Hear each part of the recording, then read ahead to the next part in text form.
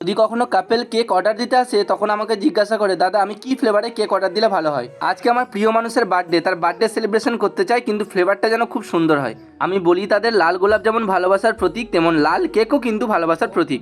তুমি চাইলে red velvet cake order দিতে পারো, এটা খেতেও খুব সুন্দর টেস্ট আছে, আর ভালোবাসার প্রতীক কাটলেই লাল আর লাল। 1.5 পাউন্ডের রেড ভেলভেট কেক কাস্টমারটি তখনই অর্ডার দিয়ে দেয় এবং আমাকে বলে যে ভালোভাবে সুন্দর করে দেবে, কেকটা যেন ফ্লাওয়ার ডেকোরেশন হয়ে থাকে। আমি রেড ভেলভেটের গুঁড়ো আগে থেকেই তৈরি করে রেখে দিয়েছিলাম, যাতে হোয়াইট ক্রিমের আইসিংয়ের ওপর এই গুঁড়ো যদি ছড়িয়ে দেওয়া হয় দেখতে সুন্দর লাগে। আমার গুরুজি যখন আমি কাজ শিখে আমাকে একটা কথাই বলেছিল, পেহলে দর্শনদারি উসকে বাদ টেস্ট আর গুণ বিচারি। টেস্টের দিক থেকে তো কোনো রকমভাবে প্রবলেম হবে না, সেটা আমি ভালোভাবেই জানি, আর দর্শনদারিটাও খুব সুন্দর করে দিতে হবে, কেননা আমাকে বলেছিল যে ফ্লাওয়ার ডেকোরেশন করে দিতে। ফুলটিতে ক্রিমের পাতার পরিবর্তে আমার কাছে কিছু প্লাস্টিকের পাতা ছিল, সেই পাতা দিয়ে কেকটিকে গার্নিশিং করে নিলাম। এই রেড ভেলভেট কেকটির সাথে সাথে আরও 2টো রেড ভেলভেট কেক আজকে আমার কাছে অর্ডার এসেছিল। তো তোমরা কি রেড ভেলভেট পছন্দ করো?